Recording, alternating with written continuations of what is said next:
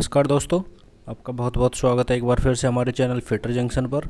आज हम बात करने वाले हैं जो इसरो का हमने पीछे पेपर सॉल्व किया था उसका पार्ट सेकंड। जो क्या हुआ था कि उसमें 35 क्वेश्चंस हमने सॉल्व कर लिए थे। अभी बाकी आगे के क्वेश्चंस जो कि आज 10 जो मोस्ट क्वेश्चंस हैं वो सॉल्व करेंगे। ठीक है, तो हमने 35 तक कर लिए थे। उसके बाद में जैसे स्टार्ट करते हैं तो चलिए देखते हैं 36 नंबर। ठीक है, तो 36 में पूछा गया है कि एक हस्तचलित धातु आर्क वेल्डिंग में वेल्ड धातु पर पिघला फ्लक्स जो ठोस बन जाता है कहलाता है। ठीक है, तो मतलब वो बोल रहा है कि जो हम आर्क वेल्डिंग करते हैं उसमें जो फ्लक्स होता है धातु के ऊपर जो वेल्डिंग करते हैं उस टाइम जो जम जाता है उस ठोस को क्या बोलते हैं। तो उसमें ऑप्शन देख लेते हैं। ऑप्शन ए में दिया गया है स्लैग, ऑप्शन बी में दिया गया है ताप प्रभावित जोन, ऑप्शन सी में दिया गया है सेल्यूलोज लेपन और ऑप्शन डी में दिया गया है फ्लैश। ठीक है, तो हम उसको क्या बोलेंगे, हमारा इसमें ऑप्शन ए सही होगा, हम उसको बोलेंगे स्लैग। ठीक है, चलिए देखते हैं नेक्स्ट क्वेश्चन, क्वेश्चन नंबर 37। अब इसमें पूछा गया है प्रेषण पहिए का पुनः अनुकलन कहलाता है। ठीक है, मतलब इसमें जो अपना ग्राइंडिंग व्हील होता है ना, उसमें ग्राइंडिंग व्हील के बारे में पूछा गया है कि जो अनुकूलन बोले ना, प्रेषण पहिया ग्राइंडिंग व्हील को बोलते हैं और जो अनुकूलन होता है वो क्या, उसको लोडिंग को बोलते हैं। लोडिंग को हिंदी में अनुकूलन बोला जाता है। जैसे मतलब कोई ग्राइंडिंग व्हील लोड हो गया है पूरा, उसमें कुछ हल्की और मुलायम धातु के जो चिप्स वगैरह है, कण वगैरह जिसमें फंस जाते हैं, जिससे वो क्या है कि काम करना छोड़ देता है। तो उसके लिए हम क्या करेंगे, उसके लिए हम ड्रेसिंग यूज़ करते हैं। ठीक है, ड्रेसिंग जो प्रक्रिया होती है वो अपनाई जाती है। तो इसमें ऑप्शन में देख लेते हैं ड्रेसिंग कौन से में है। ऑप्शन ए में दिया गया है ड्रोइंग, ऑप्शन बी में दिया गया है ड्रेसिंग, ऑप्शन सी में दिया गया है ग्लेजिंग और ऑप्शन डी में दिया गया है लेपिंग। ठीक है, तो हमें पता है कि ड्रेसिंग जो प्रक्रिया होती है वो ग्राइंडिंग व्हील को फिर से काम में लेने के लिए, मतलब उसको रिकवर करने के लिए काम में ली जाती है। तो हमारा ऑप्शन इसमें बी सही हो जाएगा, ड्रेसिंग। चलिए देखते हैं next question, question number 38 number में पूछा गया है कि निम्न में से कौन सा फिनिशिंग प्रक्रिया का उदाहरण नहीं है। ठीक है, देख लीजिए, मतलब ये जो 4 उदाहरण दिए गए हैं इनमें से जो फिनिशिंग प्रक्रिया है उसका कौन सा उदाहरण नहीं है। ठीक है, तो ऑप्शन नंबर ए में दिया गया है ग्राइंडिंग, ऑप्शन बी में दिया गया है ब्रोचिंग और ऑप्शन सी में दिया गया है लेपिंग और ऑप्शन डी में दिया गया है होनिंग। तो जो ग्राइंडिंग होता है वो भी फिनिशिंग में ही आता है और जो होनिंग भी आता है, लेपिंग भी आता है। ये तीनों क्या है, तीनों ऑप्शन जो है कि फिनिशिंग की प्रक्रिया होती है ना उसी में आते हैं। बट जो ब्रोचिंग का है ना वो प्रक्रिया इसमें नहीं आती है फिनिशिंग में। तो इसमें हमारा ऑप्शन बी सही हो जाएगा। चलिए देखते हैं next question, question number 39। Question number 39 में हमसे पूछा गया है वेल्ड स्पेटर का संबंध है। ठीक है, इसमें वेल्ड स्पेटर का संबंध पूछा गया है। तो वो इसमें ऑप्शन नंबर ए दिया गया है फिलर सामग्री से, ऑप्शन नंबर बी दिया गया है सोल्डरन मिश्र धातु से। ठीक है, और ऑप्शन नंबर सी दिया गया है ए और बी दोनों, और ऑप्शन डी दिया गया है वेल्ड डिफेक्ट, मतलब वेल्ड त्रुटि। ठीक है, तो इसमें स्पेटर का मतलब होता है कि जो उसमें कुछ वेल्डिंग में दोष पाए जाते हैं और उनको वेल्ड त्रुटि बोलते हैं। तो इसमें होता है वेल्ड त्रुटि। हमारा ऑप्शन डी सही हो जाएगा। चलिए देखते हैं नेक्स्ट क्वेश्चन, क्वेश्चन नंबर 40। चलिए देखते हैं निम्नलिखित में से कौन सा लैपिंग प्रक्रिया के लिए सही है, मतलब which is the following is true for lapping process. मतलब इसमें पूछा गया है कि आपको ये लैपिंग प्रोसेस करनी है, उसकी वजह से कौन सा जो 4 ऑप्शन दिए गए उनमें से कौन सा सही है। ठीक है, तो क्वेश्चन नंबर 1 देख लेते हैं। लेप एक मृदु सामग्री है और उसको अपघर्षकों से चार्ज किया जाता है। ठीक है, ऑप्शन नंबर बी में दिया गया है लेप एक कठोर सामग्री है और उसको मृदु सामग्री से चार्ज किया जाता है। ऑप्शन नंबर सी में हमें मिलता है लेप एक कठोर सामग्री है और उसको अपघर्षकों से चार्ज किया जाता है। ऑप्शन नंबर डी में मिलता है उपरोक्त में से कोई नहीं। तो हमारा जो ऑप्शन होगा उसमें ए नंबर हमारा सही होगा। इसमें क्या होता है कि ये जो लेप होता है ना लेपिंग के लिए, तो वो एक मृदु सामग्री होती है, मतलब नरम मटेरियल बोल दें चाहे वो होता है, उसके जो कण होते हैं और उसको अपघर्षकों से चार्ज किया जाता है। ठीक है, तो हमारा ऑप्शन नंबर ए सही हो जाएगा इसमें। चलिए देखते हैं क्वेश्चन नंबर 42, सॉरी 42 नहीं 41।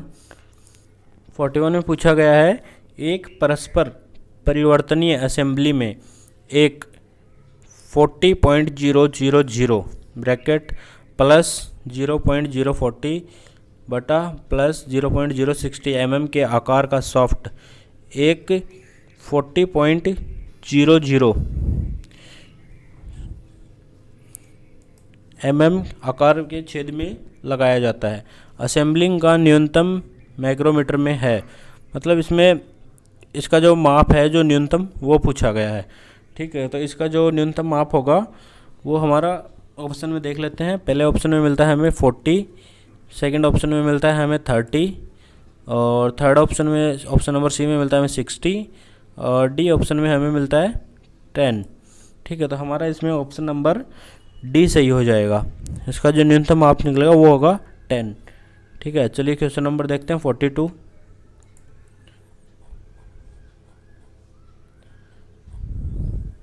इसमें पूछा गया एक घटक के आयाम के मापन आकार को कहते हैं। The measured size of dimension of A component is called, मतलब जो एक कंपोनेंट होता है हमारा उसकी जो मापी हुई साइज है उसको मतलब क्या बोलेंगे। ठीक है, तो इसमें हमें ऑप्शन ए में मिलता है सामान्य आकार यानी नॉमिनल साइज, और ऑप्शन बी में हमें मिलता है अनुमत आकार यानी अलाउड साइज, ऑप्शन सी में हमें मिलता है वास्तविक आकार यानी एक्चुअल साइज, और ऑप्शन डी में मिलता है हमें मूल आकार यानी बेसिक साइज। ठीक है, तो हम इसमें ऑप्शन देखेंगे तो जो मापी गई जो डायमेंशन होती है वो हमेशा वास्तविक आकार कहलाती है, जो कि एक्चुअल साइज बोलेंगे। तो इसमें हमारा ऑप्शन सी सही हो जाएगा। ठीक है, चलिए दोस्त देखते हैं अगला क्वेश्चन, क्वेश्चन नंबर 43। चलिए देखते हैं 43 में पूछा गया है निर्माण में सहायता का काम है, पर्पज़ ऑफ टॉलरेंस। तो यहाँ पे टॉलरेंस को सहायता बोला गया है। ठीक है, हिंदी में आप कंफ्यूज होने की ज़रूरत नहीं है। तो इसके लिए हमें जो क्या होता है इंग्लिश का जो लाइन होता है वो भी देखना ज़रूरी होता है। इसके लिए बहुत से लड़के कंफ्यूज हो जाते हैं, मतलब सहायता मतलब क्या हो गया, इसको हिंदी में नहीं बताओ टॉलरेंस को क्या बोलते हैं। In manufacturing is, purpose of tolerance in manufacturing is, मतलब जो निर्माण होता है मैन्युफैक्चरिंग होता है उसमें टॉलरेंस का क्या काम होता है। ठीक है, तो इसमें ऑप्शन ए में देख लेते हैं कच्चे माल के उपयोग को कम करना यानी to minimum the raw material uses, और ऑप्शन बी में दिया गया निर्माण का समय घटाना to reduce the time of manufacturing, और ऑप्शन सी में दिया गया भाग के भार को हटाना, तो मतलब जो पार्ट दिया गया है उसका जो वेट है उसको घटाना, और ऑप्शन डी में दिया गया क्योंकि भाग को बिल्कुल उसी आकार और ज्यामिति में नहीं बनाया जा सकता, मतलब कि जो हमें पार्ट मिला है उसमें टॉलरेंस का क्या काम है। तो इसमें एक ऑप्शन दिया गया है कि जो हमें पार्ट मिला है उसका बिल्कुल आकार एक जैसा और उसकी ज्यामिति मतलब सेम नहीं बन सकता, ये ऑप्शन भी दिया गया है इसमें। तो क्वेश्चन नंबर 43 में हमारा क्वेश्चन में जो ऑप्शन डी हमें मिलता है वो हमें एकदम सही मिलता है, क्योंकि कोई भी पार्ट हो वो एकदम से एक्यूरेट मतलब उसी साइज़ में और उसी आकार और ज्यामिति में नहीं बन सकता है। ठीक है, जिसमें हमारा ऑप्शन नंबर डी सही है। चलिए देखते हैं अगला question, question number 44 sorry. Question number 44 में पूछा गया है द्विपक्षीय सहायता, मतलब सहायता आ गया यहाँ पे तो कन्फ्यूज होने की ज़रूरत नहीं है। पिछले क्वेश्चन में सहायता पूछा गया था मतलब टॉलरेंस।